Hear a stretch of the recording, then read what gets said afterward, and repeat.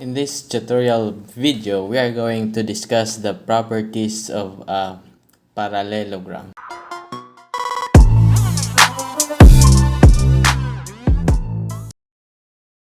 If you are going to look around, we can see a lot of real things that resembles to parallelogram or generally to quadrilaterals. That's why in this tutorial video, we are going to explore the properties of a parallelogram. But before that, let us first recall what is a definition of a quadrilateral. A quadrilateral is a polygon of 4 sides. So when we say polygon, it means it is a closed figure of 4 sides. So example, we can have this quadrilateral LOVE and quadrilateral MHTA. So in naming a quadrilateral, you can do it clockwise or counterclockwise. For example, this quadrilateral, we can name this quadrilateral as quadrilateral LOVE. And whereas this quadrilateral, we can name this as quadrilateral MATH. So you can do it clockwise or counterclockwise, and it will also depend on you on what vertex you are going to start. As long as you do it clockwise or counterclockwise without skipping vertex. Let us proceed to the types of quadrilaterals. So it is very important that you will know this so that you can have a clear foundation about quadrilaterals. First one is the general quadrilateral. We say it's a general quadrilateral if it is a 4-sided polygon with no parallel sides. So what we mean by parallel sides? So when we say parallel, these are lines that when we extend, the lines will never meet. But in this polygon, if we are going to extend these opposite sides, because usually when we look for parallel sides, we are going to consider the opposite sides because normally the adjacent sides will always intersect. For example, segment LO and OV, they intersect. So we consider segment LO and EV and then extend. And we notice that these two lines intersect at this point, meaning this pair of opposite sides are not parallel. Likewise, if we extend this another pair of opposite sides, they also intersect, meaning in this polygon, we have no pair of parallel sides. That's why it's called a general quadrilateral. The second type of quadrilateral is a trapezoid. So we define trapezoid as a quadrilateral with only one pair of parallel sides. Again, when we look for parallel sides, we look at opposite sides because normally these are the lines that will never, or we can find parallel lines, parallel sides. So if we extend this side and this side also, if you are going to observe on our screen, they never intersect. But if you are going to compare the distance as it goes farther and farther, the distance increases. So it is expected that they will intersect somewhere up there. So meaning these sides are not parallel. Whereas the other pair of opposite sides, CU and ET, if you are going to look at our figure, the distance between these two lines did not change, meaning the two lines are parallel. They will never intersect no matter how we are going to extend. So how many pair of parallel sides do we have? We have one pair.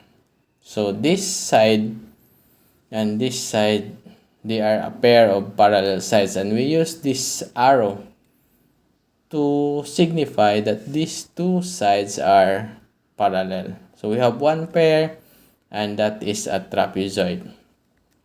Another type of quadrilateral is a kite.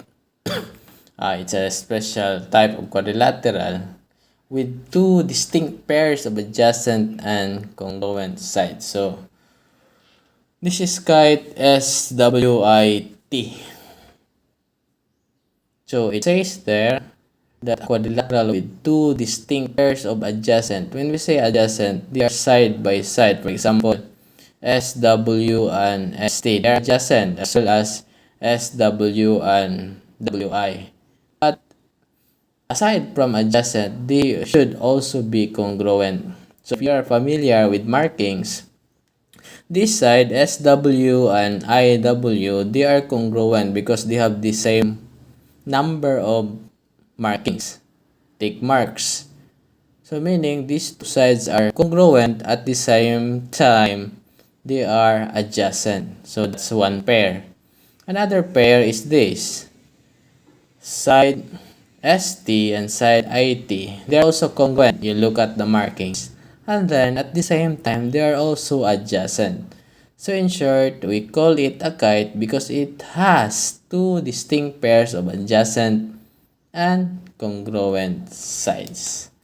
So we have SW is congruent to IW as well as ST is congruent to IT. Next is we have the parallelogram, which is our focus on this tutorial video. So it is a quadrilateral with two pairs of parallel sides. So this time we have two pairs. So this is parallelogram MATH or MHTA, or any way you want to name this parallelogram. So it says that it should have two pairs of parallel sides. So I will just put the markings assuming that we have proved that they are parallel. MH is parallel to TA. Segment MH is parallel to segment TA based on the markings that is given, as well as segment MA is parallel to segment TH. So we use this symbol for parallelism, this symbol. Now let us proceed to the properties of parallelogram. So actually these properties are theorems, and in mathematics we need to prove theorems before we can use it. But in this tutorial video, let us assume that these theorems are properties. So we can, it's already verified, so we can use the property. Property number 1. The opposite sides of a parallelogram are congruent. So for you to have this lesson very easy, the technique or the secret technique is just to understand each property. So property number 1, the opposite sides of a parallelogram are congruent. Meaning, when we have a parallelogram, opposite sides are congruent. When we say opposite sides, they are opposite. They are not adjacent. For example, in this parallelogram, side LO and side VE are opposite sides. And since this is a parallelogram based on the markings, then it will follow that side LO is congruent to side VE. And what is the implication of that? If side LO is equal to 10, the length of LO, it will also imply that this segment, this side, is also equal to 10. And that is what is property 1 all about.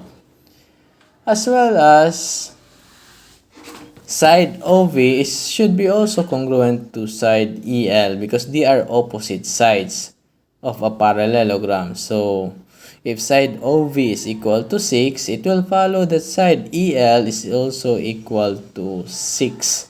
And we use markings to signify that they are really congruent. Okay? Let us apply that property in this example. LOVE is a parallelogram. So do not read this one as love. It is LOVE. LOVE. It's a parallelogram. Find the value of x. So we are given with this illustration. It's parallelogram LOVE with the given LO is equal to 2x minus 5. VE is equal to x plus 5. And we are asked to find the value of x. And how we are going to do that? Just apply property number 1. It says that opposite sides are congruent. And yes, if you are going to look at the given, 2x minus 5 and x plus 5 respectively are the measures of opposite sides. So meaning we can use that property. Side LO is congruent to side VE. Again, because they are opposite sides. And since they are congruent, it means that their measures are equal. So we can say that since 2x minus 5 is the measure of LO, it should be equal to the measure of VE, which is x plus 5. And the rest is history. Meaning, you solve using your knowledge on algebra. We transpose x to this side. So from positive x, it will become negative x. So that is 2x minus x. So that is from positive x to negative x. And then on the other side, we transpose this negative 5 to the other side. So since this is negative, and then when we transpose, it will become positive. So that is 5 plus 5. 2x minus x is equal to x. 5 plus 5 is equal to 10. And that is what is being asked in the problem. Find the value of x, therefore x is equal to 10. And we are done. Second example. Find the value of x for which quadrilateral FI in E is a parallelogram. So we are given with parallelogram FI in E, and we need to find the value of x to make this quadrilateral a parallelogram. So just apply property number 1. In order for this to become a parallelogram, it should be that these two opposite sides should be congruent, right? So it should be that side FE should be congruent to side NI. So 3x minus 6 should be equal to 12. So we need to find the value of x such that this side should be equal to 12. So what we are going to do is just to equate and then solve for x. So you will have apply transposition minus 6 to plus 6. So that is 12 plus 6. 3x is equal to 18. And divide both sides by 3. So we have x is equal to 6. And that's it. So if you are going to substitute, 3 times 6 is equal to 18. 18 minus 6 is equal to 12. So they are now congruent, making quadrilateral FI in E a parallelogram. Let us proceed to property number 2. In a parallelogram, opposite angles are congruent. So given parallelogram LOVE, when we say opposite angles, these are angles in opposite direction, meaning they are not consecutive or adjacent. For example, angle L and angle V are opposite angles based on the figure. So if they are opposite angles, applying property number 2, they should be congruent. That's why angle L is congruent to angle V. And you look at the markings, they should be congruent if this LOVE is a parallelogram. As well as angle O and angle E, they are also opposite angles. So this should be also congruent. So we have angle A is congruent to angle E. Before I will give you examples, let us first discuss property number 3 because this is just related to property number 2. In a parallelogram, consecutive angles are supplementary. So when we say consecutive angles, it should be angle L and angle O or angle L and angle E.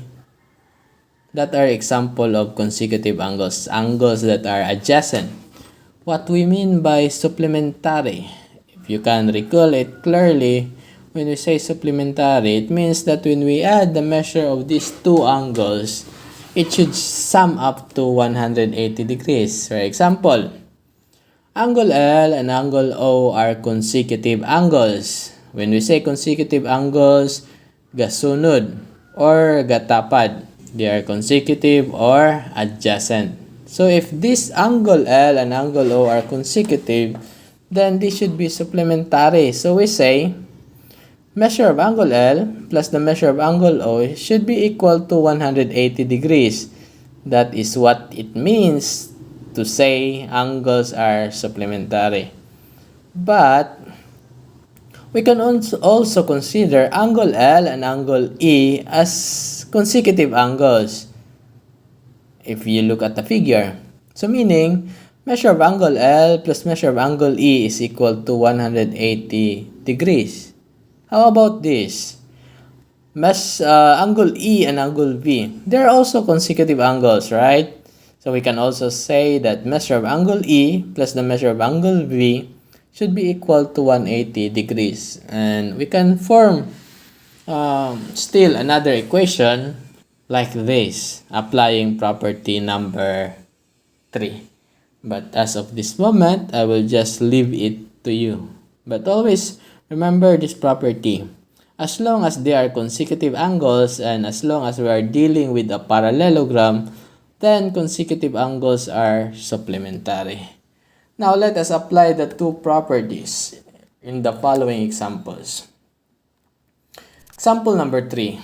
Quadrilateral LOVE is a parallelogram. Find the measure of angle L. So if you observe, I'm always using quadrilateral LOVE because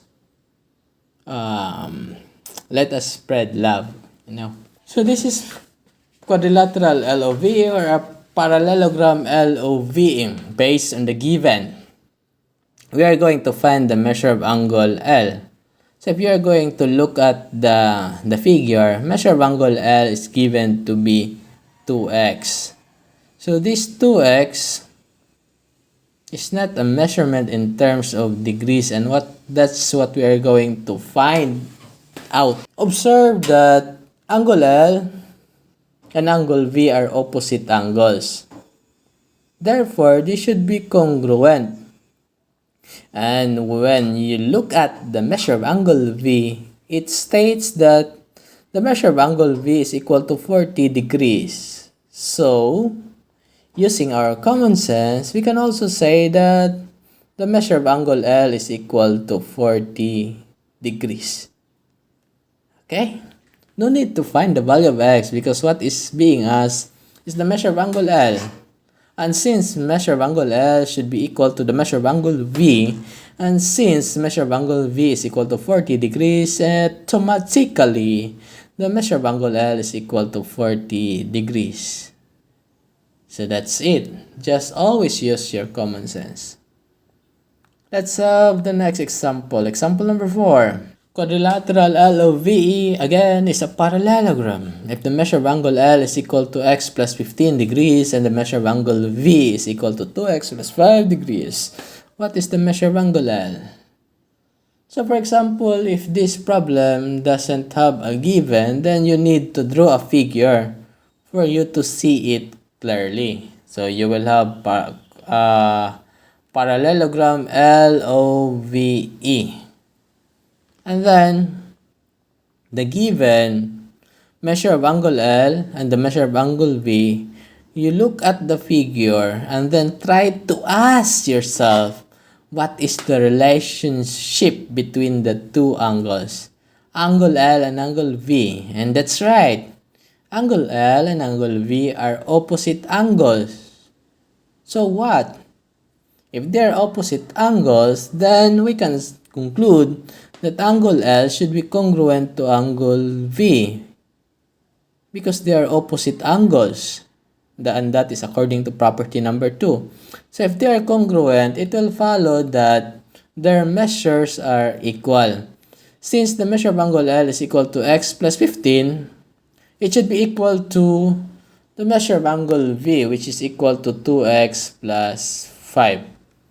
And then after equating, again, when you are solving, just use your common sense as well as applying the properties of equality, your algebra. Since we want to solve for x, we can actually transpose this x to the other side because 2x is greater than x. So we can have 2x minus x from positive x being transposed to the other side so that we can avoid the negative. Well, that's by way of solving. But if you want to transpose this 2x to the other side, you can also do it. And then 15, since we transpose x to the other side, we also need to transpose this constant to the other side, making it joining the other constant. So from positive 5, that will become negative 5. So that is 15 minus 5. 15 minus 5 is equal to 10, and 2x minus x is equal to x. Now that we get the value of x, do not stop. Always go back what is being asked in the problem. What is the measure of angle L? Of course, this 10 equals x is not the final answer because this 10 is not the measure of angle L. So what we are going to do is just substitute the value of x that we got. So the measure of angle L is equal to x plus 15. Since x is equal to 10, we substitute x by 10. So that will become 10 plus 15. And 10 plus 15 is equal to 25. That's why the measure of angle L is equal to 25 degrees. And that's it. Problem solved. Example number 5. What values of x and y guarantee that WISE is a parallelogram? WISE is a parallelogram. So this is the figure. This figure is given. And then it says that the measure of angle W and angle S is equal to y, meaning this should be congruent because we want to show that WISE is a parallelogram.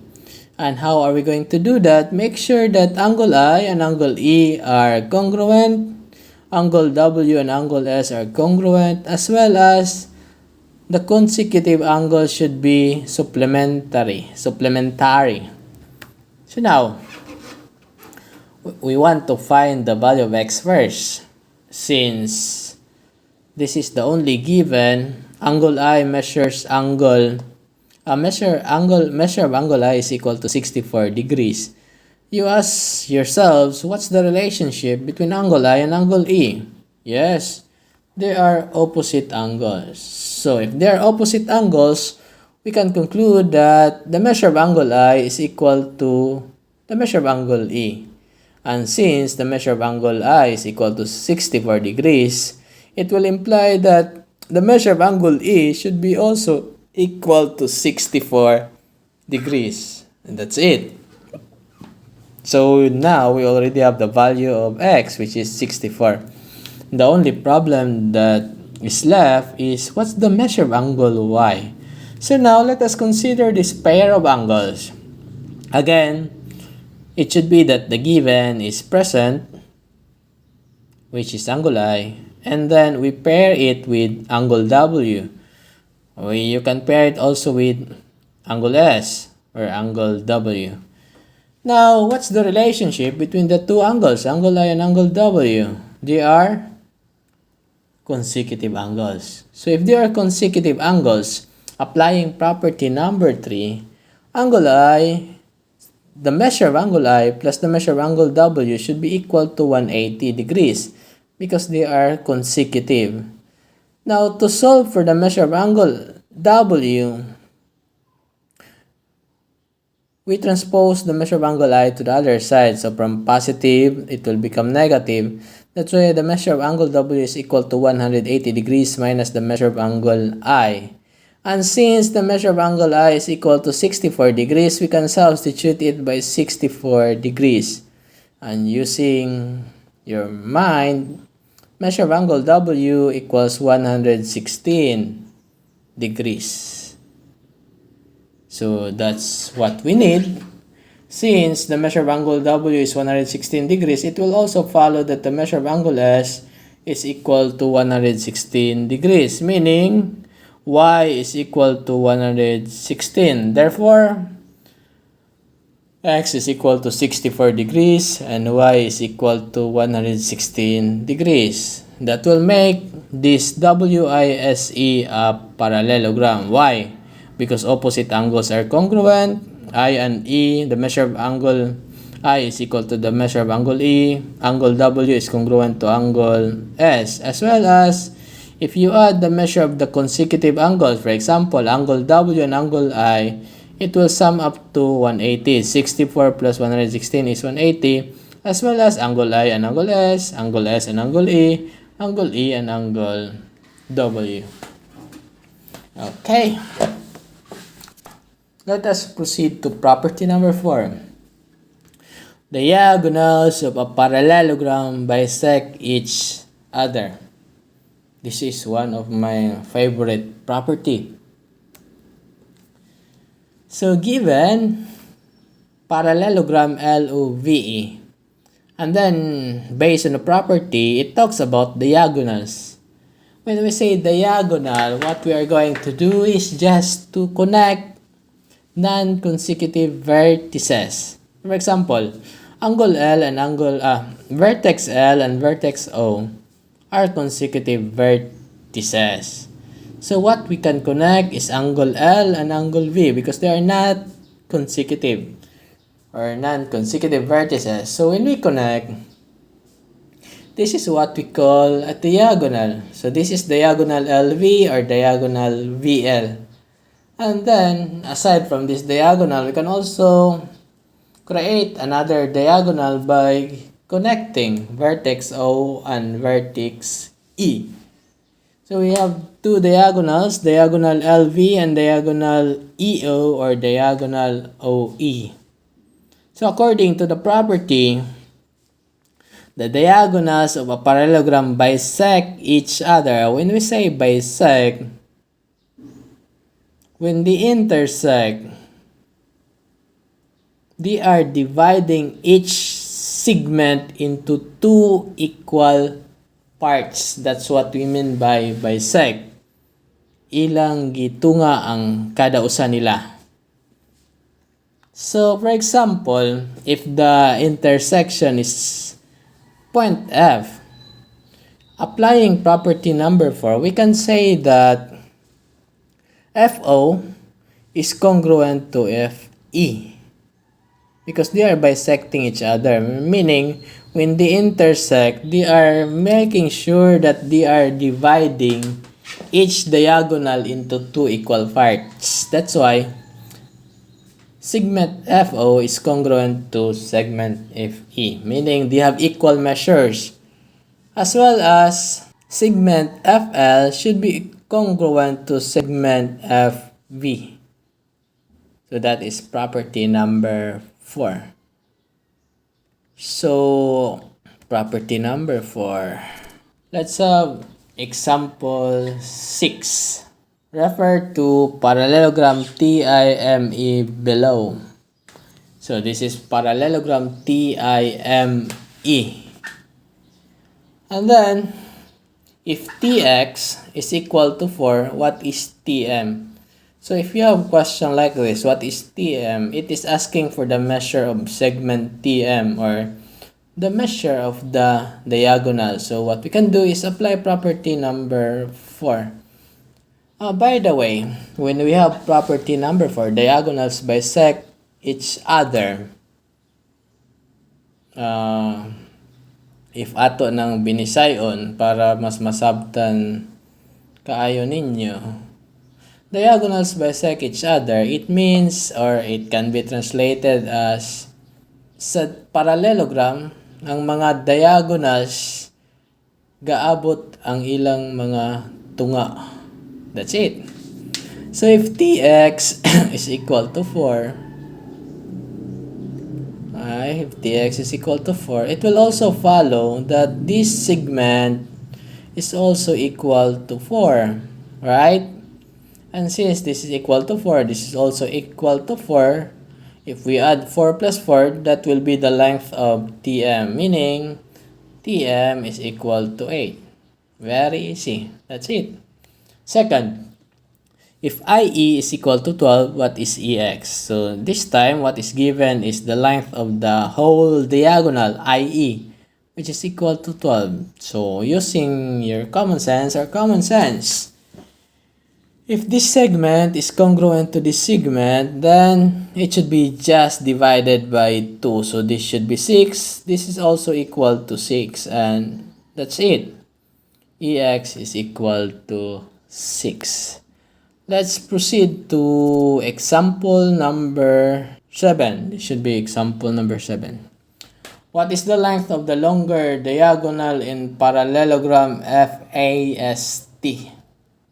So you are given with this figure, parallelogram FAST. Again, in problems like this, before you are going to apply the properties, make sure that it is given that the given quadrilateral is a parallelogram. If not, you cannot apply the 4 properties I discussed earlier. So since this is a parallelogram, we are going to find what is the length of the longer diagonal, meaning we find the length of each diagonal 80 and diagonal FS, and then after finding the length of each diagonal, we are going to compare which is longer, and then we give the length of the longer diagonal. We are going to start with 80. Why? Because based on the figure, this segment is equal to 5.5, so that it will be easier. If this is equal to 5.5, this segment, the half of the diagonal, should be equal to 5.5. Applying property number 4, diagonals bisect each other or gaabot ilang mga tunga, this should also be equal to 5.5. Now, 5.5 plus 5.5, that is equal to 11. So 80 is equal to 11. After that, we need to find the length of diagonal FS so that we can compare afterwards. We name the intersection as V for us to make it easier. The intersection of the diagonals is denoted by point V. Now, applying property number 4, it should be that FV is equal to SV, right? Because diagonals bisect each other. Now, FV is equal to 3x minus 1 based on the figure. SV is equal to 2x plus 7. Now, solving for the value of the variable x, we transpose 2x to this side. That will become 3x minus 2x. And then minus 1 to this side, that will become 7 plus 1. 3x minus 2x is equal to x. 7 plus 1 is equal to 8. But we will not stop at this point because we need to find the length of each segment, FV and SV, and then we add. So we use the length of FV, which is 3x minus 1. So that will be equal to 3 times 8. The value of x that we got earlier, 3 times 8 minus 1. 3 times 8 is 24 minus 1. 24 minus 1 is equal to 23. Meaning, this segment is equal to 23. It will also follow that this segment is equal to 23. But if you want to check if this 23 is correct, you can substitute the values that we got. X equals 8. 8 times 2 is 16 plus 7, that is equal to 23. And then we add 23 plus 23, that is equal to 46. And then compare which is longer. So obviously, Fs is longer. Therefore, the length of the longer diagonal, which is Fs, is equal to 46 units. And that ends our discussion.